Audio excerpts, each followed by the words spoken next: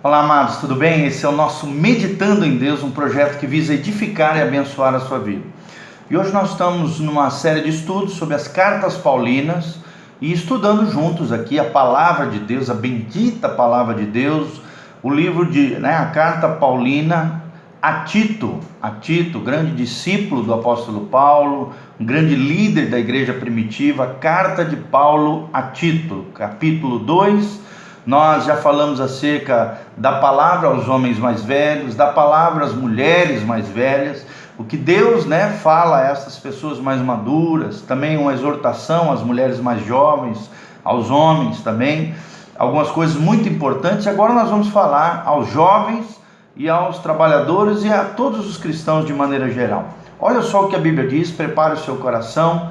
Vamos ler a palavra bendita de Deus. Aqui na minha Bíblia, uma Bíblia grandona, parece uma Bíblia do Senhor dos Anéis, é claro, mas não é brincadeira, porque é uma capa grandona assim, uma Bíblia bem grandona e muito usado, graças a Deus. A minha versão é a Corrigida Fiel, uma versão extraordinária.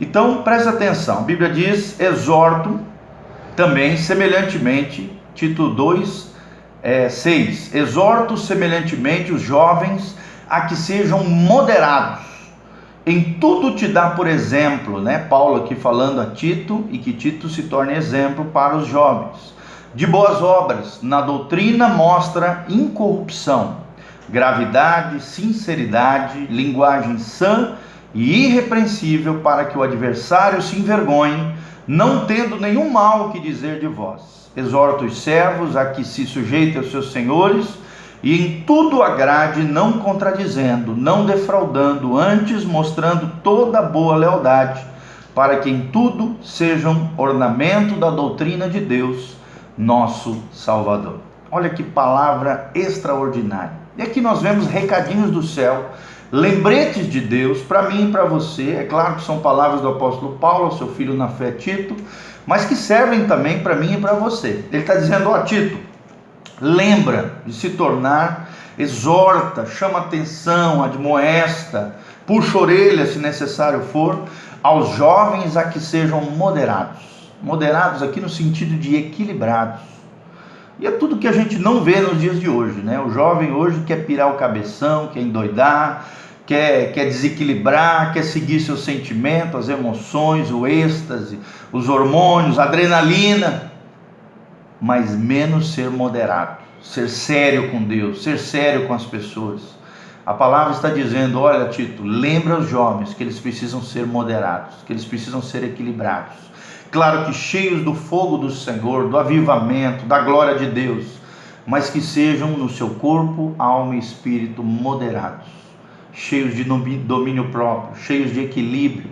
O verdadeiro homem de Deus, o verdadeiro jovem de Deus, ou moça, jovem do Senhor, precisa ser equilibrado em todas as esferas da sua vida, em todas as áreas da sua vida. Nós precisamos ser equilibrados, moderados, ter as nossas emoções, os nossos sentimentos nas rédeas do Espírito Santo de Deus, para que Ele tome o controle da nossa vida, que Jesus seja o Rei soberano da nossa vida, e que a palavra de Deus seja o fundamento da nossa existência, do nosso coração, da nossa história, das nossas decisões, das nossas escolhas. Toda vez que você está em desequilíbrio, esse desequilíbrio vai trazer dor e sofrimento para você. Todo desequilíbrio traz dor e sofrimento. Vejam, por exemplo, um desequilíbrio psicológico, leva a pessoa às neuroses, às psicoses, as doenças psicossociais. Você vê todas essas loucuras que a gente vê na nossa sociedade, as pessoas entrando em colapso e transtorno emocional, tudo isso sofrendo por causa do desequilíbrio. Então, Paulo está falando aqui a Timóteo: olha, dê exemplo e exorta os jovens para que eles sejam equilibrados. Na doutrina mostra incorrupção. Por que incorrupção? Porque, infelizmente, tem muito lugar, muita igreja, muito grupo cristão, muitos ensinamentos equivocados. E você que está assistindo os videozinhos da internet, tome muito cuidado. Tem muito lixo aí na internet com cara de coisa boa, de coisa de Deus, né, de coisa revolucionária no meio da fé, no meio cristão. E tem muito cristão realmente desviando da sã doutrina, da fé genuína, da fé bíblica. Você está vendo que eu estou fazendo um estudo aqui baseado puramente na pura escritura, na sola escritura, na palavra de Deus.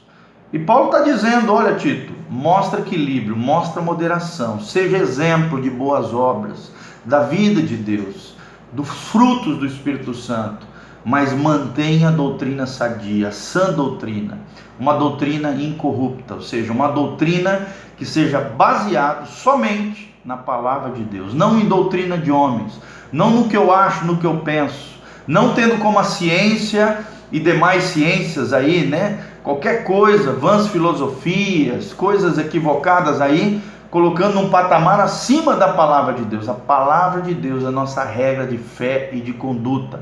A palavra de Deus, ela tem autoridade máxima, mais do que eu acho, do que eu penso, do que eu sinto, do que os meus sentimentos dizem. A palavra de Deus é a palavra bendita do Senhor que tem autoridade suprema sobre a minha vida, sobre a tua vida. Se você verdadeiramente é um cristão, você tem uma fé bíblica, uma fé baseada num livro, no Biblos, no livro dos livros, que é a palavra de Deus. Então, Tito, você, eu, todos nós temos que manter isso, uma doutrina incorrupta. E também fala de sinceridade. Como é que está a tua sinceridade com Deus? Como é que está a tua vida cristã? Você tem vivido uma vida sincera com Deus? Sincera significa tirar a máscara. As máscaras na antiguidade, nos tempos antigos, eram feitas, né, nos teatros, na dramaturgia grega, né, da onde vem a palavra hipócrita. Hipócrita significa ator, alguém que anda mascarado, alguém que tem uma vida dupla.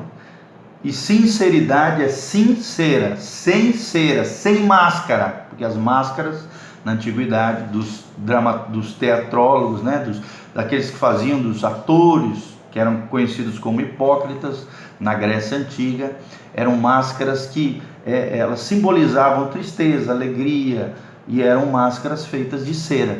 A Bíblia está dizendo: viva uma vida cristã sincera, ou seja, autêntica, verdadeira, equilibrada, abençoada, com a sã doutrina, com boas obras. Nós não somos salvos pelas as boas obras, mas as boas obras têm que nos acompanhar. A nossa fé nos justifica, a nossa fé é a mediadora, né, quanto à nossa salvação. A justificação é pela fé, mas as boas obras nos acompanham. Nós fomos feitos em Cristo Jesus para as boas obras. E essas boas obras autenticam a nossa fé. E nós devemos viver essa vida sincera, honesta, correta, diante de Deus. A Bíblia diz no versículo 8 também: linguagem sã e irrepreensível. Querido, que tem saído da tua boca? Malícia, besteira, vulgaridade, palavrões, sujeira. A Bíblia está dizendo linguagem sã. Tito, tem uma linguagem sã. Tem uma linguagem irrepreensível, ou seja, incapaz de ser repreendido pelos outros, de levar puxão de orelha, por falar uma besteira, por ofender alguém, por amaldiçoar alguém, por xingar alguém. Por quê? Para quê? Para que o adversário se envergonhe, para que as pessoas que se levantam contra você não tenham o que falar de você, para que o nosso adversário, com letra maiúscula, ou seja, Satanás, não tenha o que apontar na sua vida, não haja bases legais a demônios, para que demônios ajam na sua vida. Por exemplo, quando você vai expulsar demônio de alguém, quando você vai lidar com endemoniados, uma das coisas mais comuns que o endemoniado faz é isso, é xingar, falar palavrão, falar sujeira, palavra torpe, palavra podre, palavra suja, te xingar, te ofender, te desonrar. Infelizmente tem muitas pessoas que têm a boca assim, são endemoniados com a sua boca, porque não possuem uma linguagem sã e irrepreensível, e abrem bases legais no mundo espiritual para a ação de demônios. A Bíblia diz, né, que a nossa boca fala do que o coração está cheio. Se a tua boca só sai podridão, é porque o teu coração está mal diante de Deus. E a Bíblia diz aqui, olha, para que o adversário se envergonhe, e não tendo nenhum mal do que dizer de vós. Será que alguém tem algo para dizer de você, querido? Exorta os servos, os trabalhadores, né, aqueles que trabalham, a que se sujeitem aos seus senhores, Você tem obedecido o seu patrão? Você tem obedecido às autoridades no seu ambiente de trabalho? Até onde vai a obediência a essas autoridades? Até a medida em que eles não nos peçam algo que seja contrário à palavra de Deus, à vontade de Deus. Mas se tiver de acordo com a palavra de Deus, se for legal, se for honesto, se for íntegro, se for verdadeiro, nós temos que obedecer às nossas autoridades, as autoridades instituídas. Leia lá Romanos 13, a Bíblia diz, é um capítulo que fala sobre as autoridades. Toda autoridade instituída foi escolhida, levantada, né? Ela é um agente de Deus para o bem-estar da sociedade, das pessoas. Então nós temos que, e se eles agirem com má fé, com injustiça, com isso, com aquilo, Deus vai cobrar deles o mau uso da autoridade. Então se sujeitem aos seus senhores, em tudo agradem a eles, não contradizendo, né? Não sendo bocudos, falastrões, né? Não defraudando, ou seja, não roubando, não enganando, não lesando os seus patrões. Aqui servo no sentido de trabalhadores. Naquela época, né, os trabalhadores ou eram servos ou eram escravos. E a Bíblia está dizendo, olha, honre os seus senhores, para que através da vida de vocês, os seus senhores tenham pleno conhecimento e cheguem a conhecer o nosso Salvador. Por isso que ele diz no final aqui, para que em tudo sejam ornamento, glória, coroa da doutrina de Deus, o nosso Salvador. Se realmente você quer fazer a diferença no seu ambiente de trabalho,